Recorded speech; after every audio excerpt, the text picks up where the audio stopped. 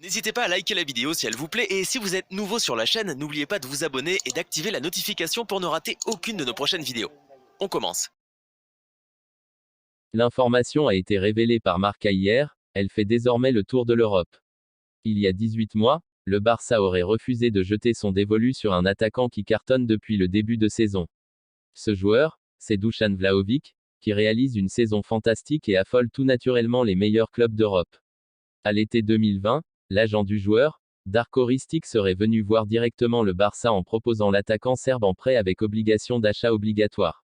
Celle-ci aurait été de 18 millions d'euros. Une somme évidemment dérisoire aujourd'hui au vu de la dynamique actuelle du joueur. Même s'il est facile aujourd'hui de pointer du doigt la décision du Barça, les dirigeants catalans n'ont pas eu le nez fin pour le coup. Désormais, un buteur de la trempe semble impossible à attirer pour Barcelone, en raison notamment des problématiques financières et sportives. En attendant, Dusan Vlahovic est resté à la Fiorentina et il a bien fait, car depuis quelques semaines, l'Europe est à ses pieds. À suivre. Le FC Barcelone prend le dossier Dembélé en main et lui met un grand coup de pression. Le FC Barcelone perd patience avec Ousmane Dembélé. Ce dimanche matin, la presse catalane en dit un peu plus de son côté sur ce dossier brûlant qui anime le mercato hivernal. Barcelone va prendre de nouvelles décisions drastiques. Le FC Barcelone en aura la casquette et semble bien décidé à régler d'une manière ou d'une autre le dossier Ousmane Dembélé. Lassé des exigences XXL imposées par le clan du joueur tricolore pour que celui-ci prolonge, le club catalan a décidé de passer aux choses sérieuses. Trois solutions sont désormais définies, soit l'attaquant accepte d'assouplir sa position pour trouver un accord, soit il part dès cet hiver, soit il aura droit à son siège en tribune jusqu'au terme de la saison. Le journaliste Gérard Romero confirme cette information, si le joueur n'a pas encore tranché à 100%, il n'aura désormais plus la possibilité de dire oui à la proposition catalane. Départ ou tribune, pour résumer. Clause libératoire abaissée. Mais ce n'est pas tout. Le journaliste, bien renseigné sur le Barça depuis le retour de Joan Laporta au pouvoir, indique aussi que la direction va faire baisser la clause libératoire du joueur, chose qu'il peut faire légalement en raison de différentes variables de son contrat. Ce qui permettrait à des clubs intéressés de se manifester plus rapidement et d'agir vite, évitant notamment de devoir participer à la montée des enchères du mercato estival dans le cas où le principal concerné venait à se retrouver libre de tout contrat. Reste désormais à savoir de combien sera la nouvelle clause libératoire du joueur, qui oscille actuellement entre les 400 et les 500 millions d'euros. On peut imaginer un montant divisé par 10, si ce n'est plus. Plusieurs raisons peuvent expliquer la crise actuelle du FC Barcelone, telles que la situation financière, la situation sanitaire liée à la Covid-19, la mauvaise gestion de la direction catalane, durée de contrat des joueurs, salaires excessifs, transferts ratés, surestimation de jeunes joueurs. Des raisons qui sont souvent la cible des médias ibériques ces derniers mois. Cependant, la crise qui touche le niveau sportif a débuté avant tout cela, même lorsque l'effectif comptait dans ses rangs des stars et que le Barça était armé pour tout rafler sur son passage. Mais avoir les joueurs du monde dans son équipe ne fait pas tout, et les Catalans savent de quoi ils parlent. Le 7 mai 2019, les joueurs barcelonais avaient été humiliés et surtout éliminés de la Ligue des Champions face à Liverpool, en s'inclinant 4-0, alors qu'ils s'étaient imposés 3-0 lors de la précédente journée.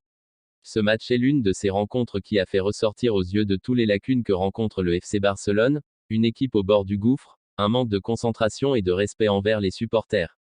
Mais cela touche toujours un jour où les autres les plus grandes équipes, qui passent alors par les 5 phrases suivantes afin de se reconstruire et aller de l'avant. 1.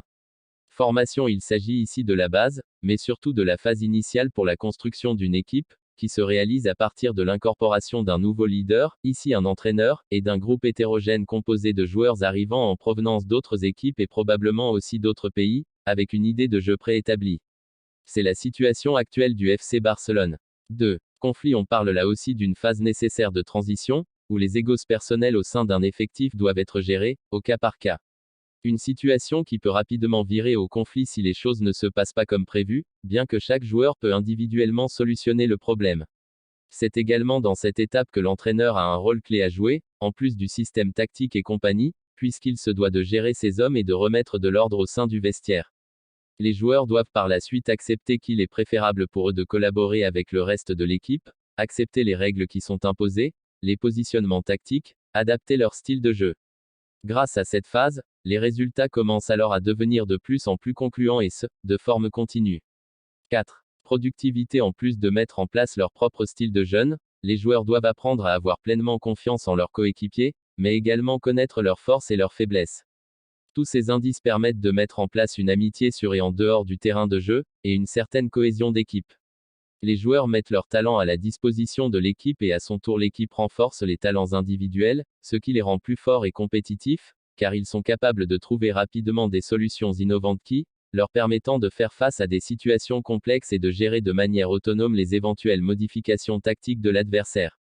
5. Dissolution et restructuration. C'est, enfin, une phrase inévitable pour toutes les grandes équipes de football, qui se produit d'ailleurs en plus grande partie à l'issue d'une étape remplie de succès. Lors de celle-ci, il est important de garder les pieds sur terre et de remodeler son effectif ou bien celui qui en tient les rênes. Il ne faut pas avoir peur du changement, bien au contraire. Et ce, même si ces deniers nous ont apporté beaucoup de joie, l'essentiel est de ne jamais remettre en doute leur talent et leur travail qui a porté ses fruits. Si vous aimez la vidéo, n'hésitez pas de vous abonner sur la chaîne et d'activer la notification, pour ne rater aucune des prochaines vidéos. Likez, commentez, partagez-la avec vos amis, portez-vous bien et que la paix soit sur vous.